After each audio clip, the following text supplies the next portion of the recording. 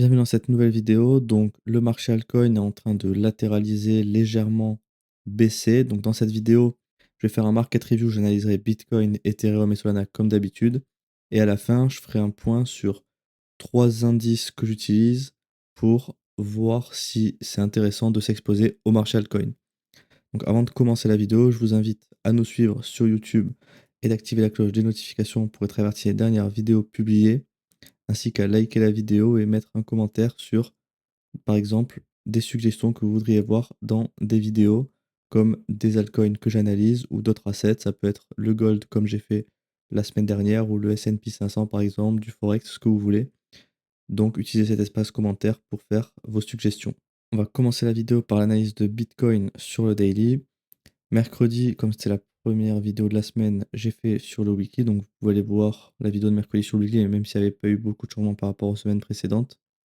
Et donc dans cette vidéo, je vais me concentrer sur le daily et sur le H4 sur Bitcoin. Donc clairement, on n'a pas eu trop de changements. Ce qu'on peut voir, c'est que la vidéo de mercredi, on était ici dans cette inside bar. Et aujourd'hui, on a légèrement baissé.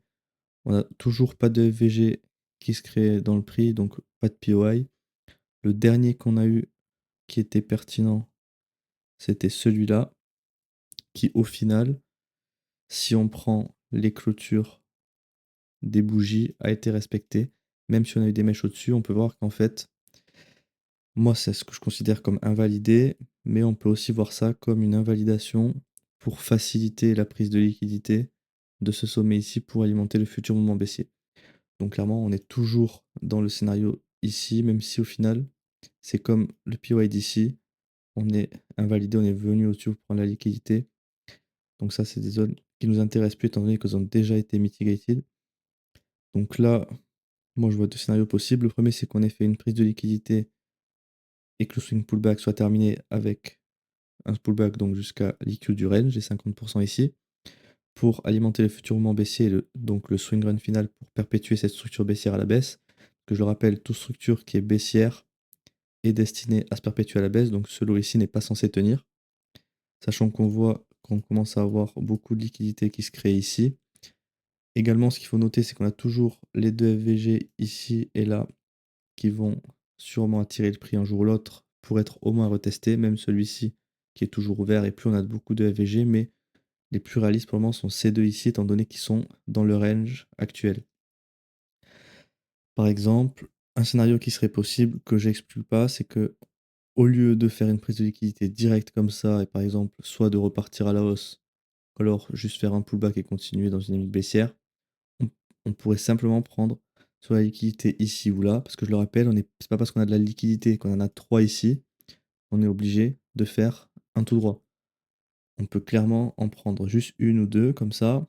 Après, on continue le swing pullback en prenant cette liquidité ici. On rebalance les FVG, donc on a un order flow qui devient haussier. Et moi, l'objectif, si on fait ça, c'est d'attendre le futur choc baissier, soit pour chercher des shorts, ou alors clairement l'invalidation de la structure pour ensuite chercher des longues et être en accord avec la marquée structure. Sur le daily, je trouve que c'est très important quand même de trader dans le sens de la marquée structure. Là, par exemple, chercher des longues dans cette zone, si on revient faire un choc haussier, il y a de très peu de probabilités que ça marche, étant donné que vous êtes dans la zone discount de la structure. Et donc, chercher des longues, c'est vraiment peu de chances que ça marche, même si la structure peut se retourner à la hausse et elle le fera forcément un jour, hein. Toutes les structures baissières se transformeront un jour en structure haussière. En tout cas, c'est pas les scénarios qui ont le plus de probabilité actuellement. On a toujours un prix qui est baissier. Si je regarde sur le weekly, vous voyez, on a toujours cette zone de liquidité ici et même notre mèche qu'on avait fait la semaine du 17 novembre qui vont forcément attirer le prix un jour pour continuer la baisse qu'on a en ce moment. En tout cas, là, on n'a pas de FVG sur le prix, donc clairement, on n'a rien à faire. Le petit scénario qu'il faudra attendre, c'est soit aujourd'hui, demain ou début de semaine, un drop baissier pour avoir un nouveau POI à shorter qui pourrait se créer. Même si je suis pas hyper fan des POI dans les complexes pullback de l'order flow, parce qu'en fait, ce qu'on peut voir, c'est que ça fait aujourd'hui 3 semaines, donc 22 jours, qu'on est dans du complexe pullback dans l'order flow, donc entre le choc futur ici et notre low ici. Donc clairement, c'est vraiment des zones pas très intéressantes pour chercher des trades. Vraiment attendre qu'on résout une de ces deux bornes pour enfin avoir un price action intéressant. Donc je vais finir sur le H4 sur Bitcoin pour voir ce qui s'est passé. Donc là, on avait eu une invalidation de SPY, donc ça c'est très bien. Ce qu'on peut voir, c'est que c'est une invalidation partielle. En fait, on a invalidé cette zone pour au final faciliter une prise de liquidité ici pour alimenter un mouvement haussier qui au final n'a pas pris la liquidité ici. Là, ce qu'on peut voir, c'est qu'on commence à avoir beaucoup de liquidités qui commencent à se créer.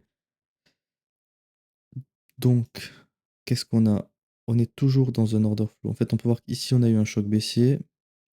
On retournait directement à la hausse ici. Donc, la nouvelle zone. Alors, est-ce qu'on a eu un FVG à ce niveau-là? Oui. Donc, la zone pour chercher des longues, c'est la zone où on est actuellement. Donc là, ce qu'on peut voir, c'est que ça fait quand même beaucoup de bougies où on réagit pas trop pour le moment. Donc, on va voir si elle tiendra dans les prochains jours. Ce qu'on peut voir, c'est qu'au final, sur l'H4, en fait, c'est une zone pour chercher des longues qui a de faibles probabilités, étant donné qu'on est déjà venu chercher l'IQ du range. Après, on peut se dire effectivement que un long pour targeter la liquidité de ces trois zones ici peut être intéressant. Ou clairement, comme j'ai dit, continuer le swing pullback sur le daily pour aller chercher notamment le FVG ici et les deux qu'on a ici. Ça peut être un scénario envisageable, mais en tout cas, c'est pas celui qui est forcément d'actualité.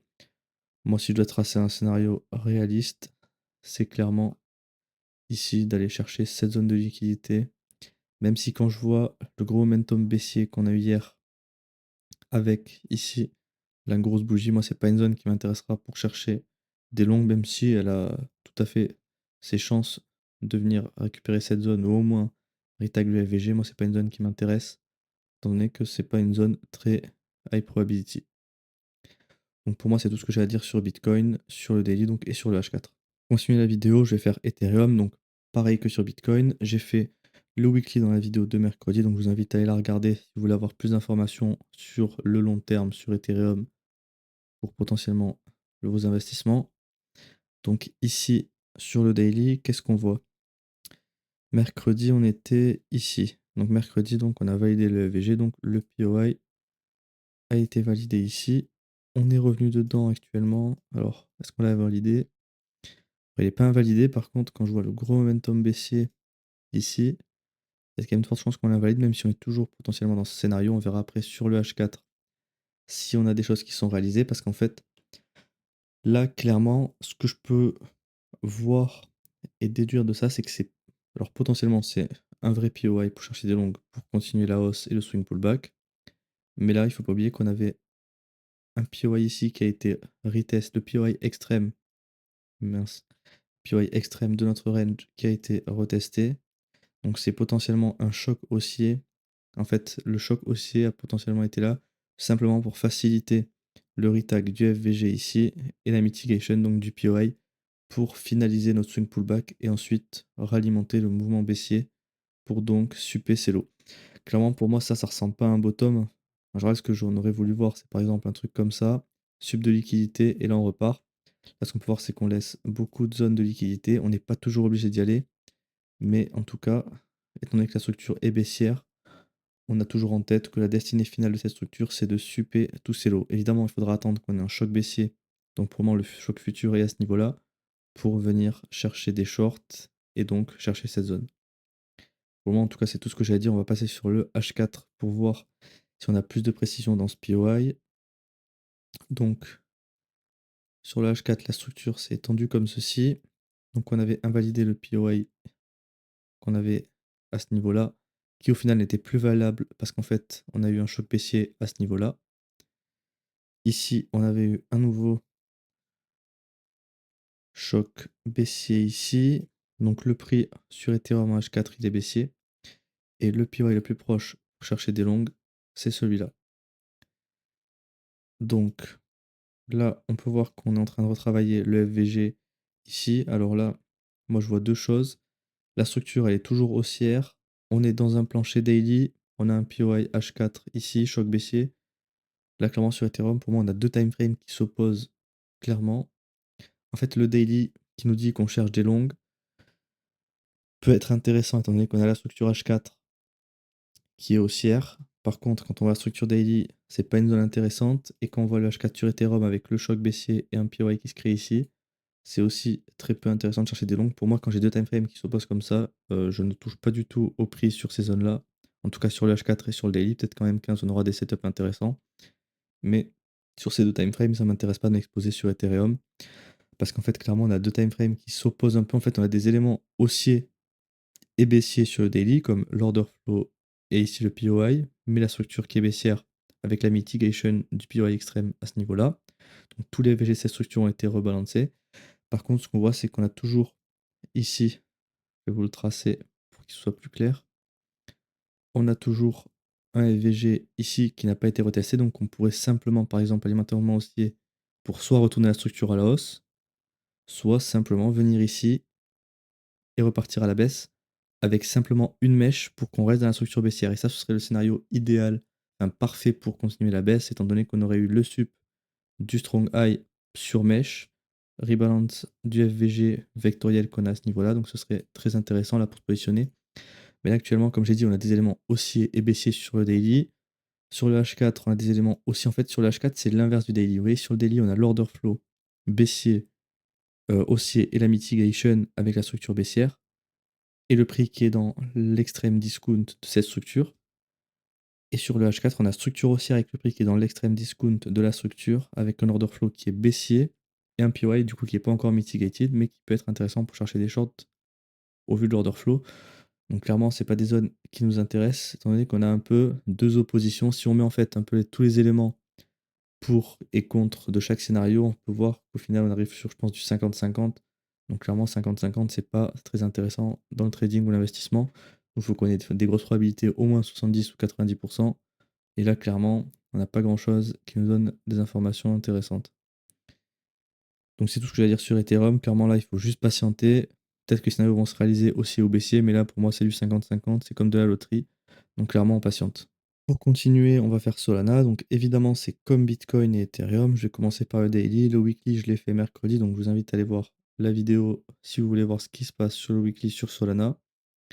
Donc là, sur le daily, on est toujours dans le swing pullback de cette structure. Attention que ce soit potentiellement pas un faux choc pour juste faciliter la prise de liquidité et la mitigation du FVG ici. Si c'est donc un vrai choc, on peut voir qu'on a eu déjà la mitigation du POI ici. Donc pour moi, le trade n'est plus valide étant donné que ça fait quand même presque plus d'une semaine qu'on est venu mitiger cette zone. Donc clairement là on patiente, on attend la création de nouveaux FVG. Moi ce que j'attendrais clairement c'est une résolution soit du choc baissier, soit du high ici pour perpétuer l'order flow aussi pour continuer le swing pullback, pour me positionner. Tout ça c'est du complexe pullback compris dans l'order flow, donc c'est pas des zones qui m'intéressent vraiment pour trader le prix sur le daily. Donc là, ce qu'on peut voir aussi, c'est que Solana il commence à créer, comme Bitcoin et Ethereum, des zones de liquidité au sud. On en a par contre aussi au nord. Donc là, clairement, on ne sait pas où on ira en premier. Mais ce que je peux vous dire, c'est que tant que l'order flow est aussi, on cherche des longues. Mais on n'a aucune zone à longue, étant donné qu'on n'a pas eu de FVG depuis celui-là. Et comme j'ai dit, ça c'est du complexe pullback. Donc moi, même si on a du FVG qui se crée dans cette zone, ça m'intéressera pas forcément. Parce que le complexe pullback, c'est vraiment, comme on dit, complexe. Et souvent, c'est pas des zones qui sont forcément respectées. Donc moi, j'attendrai par contre une résolution de cette zone à la hausse pour ici peut-être chercher des longues. Ou alors attendre un retournement d'order flow à la baisse pour chercher des shorts, étant donné que la structure est baissière, qu'on aurait rebalancé peut-être ce FVG et ce FVG. Ça pourrait être une zone avec de fortes probabilités de s'accomplir à la baisse et donc de perpétuer la destinée de cette structure qui est baissière, étant donné que ce lot ici est weak. Donc c'est tout ce que j'ai à dire sur Solana pour le daily. Donc on va continuer avec le H4. Mercredi, on était ici, donc on a eu les mouvements du FOMC, donc les zones n'ont pas été respectées. Ce qu'on peut voir, c'est que là, on a un scénario qui est en cours que j'aurais pu tracer en temps si on était venu, qui était donc de ici venir dans le POI pour accomplir la destinée. Bah, je pense que clairement, quand on voit ça, c'était une target sur le lot. Donc là, on a un deuxième scénario qui est en train de se créer. Par contre, comme je dis, là, le deuxième scénario, je vais vous le tracer, il est comme ça. Donc on peut avoir des shorts à chercher dans cette zone pour au moins venir, je pense, sup ces 3 lots, ce sera le minimum. Et quand on voit qu'on a eu le sup du strong high ici, ça peut être une target sur le week low. Par contre, ouais, comme j'ai dit, on a beaucoup de liquidité, là ça se voit beaucoup, on a vraiment beaucoup de liquidité qui se crée. Et comme j'ai dit dans l'analyse d'Ethereum, Le complexe pullback, c'est pas des zones qui sont très pertinentes pour trader, étant donné qu'en fait, si on revient ici, on est toujours en plus compris dans le POI qu'on a eu là. Donc c'est vraiment peu pertinent pour avoir un sub de la liquidité qui serait très probable de ce low ici pour continuer la baisse. De ce high, pardon, ici pour continuer la baisse. Donc moi là, clairement, ce que j'attendrai sur Solana, c'est vraiment une résolution soit du haut, soit un futur choc haussier pour me positionner pour enfin résoudre le complexe pullback de cet order flow baissier. C'est à peu près tout ce que j'ai à dire. Le scénario ici, il est toujours valide. Vous pouvez essayer de chercher des shorts. Ça, c'est en fonction de vos backtests et de votre stratégie. Mais moi, en tout cas, ça ne rentre pas en compte dans ma stratégie. La structure interne, est-ce qu'elle est toujours baissière? Alors, on avait retourné à la hausse ici. Ça, j'avais pas mis à jour mercredi. Nouveau perpétué à la hausse. Est-ce qu'on l'a perpétué ici? Non. En fait, non, on est toujours dans. Ouais, en fait, si, c'est parce que c'est toujours la même structure, hein. On a eu une structure comme ça. Et on n'a jamais. En fait, c'est la structure baissière est la même que la structure. Enfin, la structure interne est la même que la structure swing. Donc, en fait, il n'y a rien qui a changé. Donc, en fait, on a vraiment eu le sup ici de la liquidité. On a rebalancé tous les FVG. On a toujours un ici qui est ouvert. Donc, ça peut être intéressant pour nous dire que après avoir comblé tous les FVG aussi, on s'attend à combler. Pardon, tous les FVG baissiers, on s'attend à combler tous les FVG haussiers, comme celui-là ici. Donc sur Solana, en tout cas, on patiente. Le scénario, comme j'ai dit, il est toujours valide. Et donc on verra ce qui se passe la semaine prochaine, si les scénarios ont été accomplis ou non. Pour finir la vidéo, je vais vous montrer l'indice que moi je trouve le plus pertinent pour s'exposer ou non sur le marché altcoin. Donc pour moi, c'est l'indice Hoders BTC. Donc ici, vous avez le ticker et c'est fait par TradingView, donc c'est celui que j'utilise. Si vous voulez le rajouter à vos favoris. Donc pour refaire une analyse, est-ce que sur le mensuel on a des infos intéressantes? Pas forcément. Le weekly va nous suffire. Donc là, comme j'avais expliqué dans des précédentes vidéos, on a eu des structures baissières et clairement les altcoins qui sont en fait en bear market par rapport à Bitcoin depuis le top du bull run de 2021. Ici, on avait notre dernière structure haussière qui donc a été retournée à la baisse ici, perpétuée ensuite comme ceci, encore une fois perpétuée à la baisse ici et perpétuée une nouvelle fois à la baisse dans la structure actuelle. Donc je vais juste tracer le BOS qu'on a eu sur le weekly. Hop. Donc là, on avait une autre dernier BOS. La structure interne peut être, enfin, est haussière, clairement. Non, elle n'est pas haussière. On n'a pas clôturé au-dessus. Non. La structure interne, pareil, elle est toujours baissière. Donc on attend une clôture au-dessus de ce niveau-là si on veut au moins avoir une structure interne haussière. Mais pour le moment, on est fully aligned à la baisse sur cet indice. Donc cet indice, pour ceux qui ne savent pas en gros ce que c'est, ça va représenter la performance globale des altcoins, donc de l'indice Hoders, par rapport à la performance de Bitcoin. Parce qu'évidemment, si on s'expose sur un marché altcoin qui est moins liquide et plus volatile, c'est pour surperformer Bitcoin. Donc ça sert à rien de s'exposer sur des altcoins. Si au final, même si vos altcoins font x2, si Bitcoin fait x4 à côté, vous avez pris beaucoup plus de risques pour moins de performance. Donc ça sert à rien. Donc en fait, le but, c'est d'utiliser cet indice pour repérer les phases où les altcoins vont surperformer Bitcoin sur vraiment une grosse phase. Et en fait, on peut voir que depuis le run 2021, il n'y avait aucune raison de s'exposer au marché altcoin, étant donné qu'en fait, on enchaîne les structures baissières et on est toujours dans le bear market. Tant qu'on ne retourne pas la structure à la hausse, pour moi, c'est considéré comme un bear market sur cet indice. En fait, toutes nos jambes de hausse sont simplement des pullbacks pour ensuite alimenter les futurs mouvements baissiers. Et là, ce qu'on peut voir, c'est que malheureusement, enfin, en fait, là, on a du bullish et du bearish dans cette zone actuelle. Ce qu'on peut voir de bullish, c'est la mèche qu'on avait eu le 10 octobre qui clairement est venue supper le week low de la structure. Et également le niveau ici, en fait ce niveau-là, c'était notre strong low de notre énorme structure qu'on avait eu comme ceci. Donc on est venu le supper. Ce qu'il faut se dire, c'est que le premier strong low qu'on a eu qui a fait l'inversement de structure, c'était celui-là.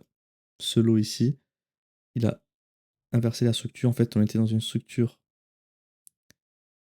qui était baissière comme ceci, et c'est le premier lot qui a invalidé la structure. Donc cette zone-là peut être une zone intéressante que le prix viendra potentiellement retester. Ça nous fait encore beaucoup de baisse, mais si Bitcoin a commencé bien market, 44% de baisse, ça peut être réaliste. Même si au final, ce qu'on a eu là, c'est pas le scénario pour le moment qu'on a actuellement. Mais tant qu'on a une structure baissière, c'est la target qu'on se donne en tête. Évidemment, on peut avoir des invalidations de cette target, on n'est pas obligé de la garder en tête pendant des années si elle n'est pas atteinte. Là, moi, ce que je vois clairement, c'est qu'on a eu un pullback dans la structure, par contre, qui s'est arrêté juste avant le VG, il me semble. Ouais. Donc ça pourrait être un high qui peut être supé. Par contre, vous voyez, on a toujours l'order flow qui est baissier avec le point de choc futur à ce niveau-là, donc on cherche des shorts. Et en fait, on peut voir qu'on a fait la mitigation du POI de cet order flow, qui donc a été dans la zone tracée en marron ici, donc qui a pour but d'accomplir la destinée baissière. Et donc notre week low ici, ce qu'on peut voir, c'est qu'on avait juste fait un sub du week low pour potentiellement donc faciliter la mitigation ensuite du POI pour repartir à la baisse. Donc là, ce qu'on peut voir, c'est qu'on a un nouveau POI qui s'est créé à ce niveau-là. Donc comme j'ai dit dans les précédentes analyses d'Ethereum et Solana, ça c'est du complexe pullback compris entre le haut, qui est notre point de choc futur, et le bas de notre order flow. Donc clairement, cette zone, c'est pas une zone qui m'intéresse forcément pour chercher des shorts, même si elle est valide. Moi, elle rentre pas dans ma stratégie, mais vous pouvez très bien chercher des shorts sur cette zone, si pour vous, elle est valide. Donc là, clairement, l'objectif, c'est de venir clôturer en dessous du huis clos ici, ou d'attendre un choc haussier. Pour moi, c'est les deux scénarios que j'attends. Et clairement, si on veut voir au minimum que les altcoins reprennent un peu de belles couleurs et surperforment Bitcoin, parce qu'en fait, avoir des altcoins qui pump, c'est une chose. Mais s'ils pump moins que Bitcoin, ça sert à rien. Autant acheter du Bitcoin qui est beaucoup plus safe, institutionnel, et avec beaucoup moins de volatilité. Les mèches comme ça que vous avez eu sur les altcoins, qui sont de au minimum 40-50%, vous les aurez pas sur Bitcoin. Donc clairement, au minimum, il faut qu'on attende un choc haussier. Et vraiment, si on veut avoir une tendance durable, parce que le but, c'est pas de surperformer Bitcoin, enfin là, au final, vous voyez qu'à chaque fois qu'on a un order flow haussier, c'est pour faire un pullback. Donc certes, on surperforme Bitcoin de 40% à chaque fois, je pense à peu près 60, 20, 49, ici 60, ouais, entre 40 et 70%, on va dire. Donc clairement, c'est des phases intéressantes pour s'exposer aux altcoins, mais après, c'est pas ça qui nous intéresse. Nous, on veut une phase durable de hausse, comme on a eu ici en 2021. En fait, clairement, on veut cette tendance baissière sur une hausse. Quelque chose qui est long et périn. Là, au final, ça s'est fait sur la baisse, donc c'est long. C'est une baisse du coup qui est longue. Et là, on attend, nous, personnellement, moi j'attends un retournement de structure pour avoir une tendance de long terme qui s'installe, où les altcoins pourraient être plus performants que Bitcoin. Donc clairement, on peut voir qu'il y a beaucoup de performances à faire avant de retourner la structure à la hausse, étant donné qu'on doit faire 100% de plus, enfin 100% de performance, mieux par rapport à Bitcoin. Donc si Bitcoin il fait x2, il va falloir que les altcoins en moyenne fassent x4. Donc déjà, quand on supera ce A ici, il y aurait beaucoup de performance qui sera fait sur le marché altcoin. Mais en tout cas, pour le moment, tant que l'order flow est baissier, on ne cherche pas du tout à s'exposer au marché altcoin. Donc normalement, il n'y a aucune raison d'être exposé sur toute cette baisse au marché des altcoins. Donc c'est tout ce que j'ai à dire sur cet indice pour le marché altcoin. Comme vous pouvez voir, pour le moment, on n'a aucune raison d'avoir des altcoins étant donné que tous les signaux sont baissiers. Évidemment, les signaux, c'est fait pour être invalidés. Donc on peut s'attendre également à un retournement de signaux pour ensuite chercher des longues et s'exposer au marché altcoin qui pourrait enfin superformer Bitcoin. Je vous remercie d'avoir regardé cette vidéo. Surtout, n'oubliez pas de vous abonner à la chaîne et d'activer la cloche des notifications pour être averti des dernières vidéos publiées. Vous pouvez également liker la vidéo pour me soutenir et utiliser l'espace commentaire pour commenter des altcoins ou d'autres assets que vous aimeriez que j'analyse dans les prochaines vidéos et faire vos suggestions. Si vous voulez que j'analyse d'autres choses ou que j'explique plus de choses, vous pouvez également les mentionner dans l'espace commentaire. Utilisez-le, il est fait pour ça.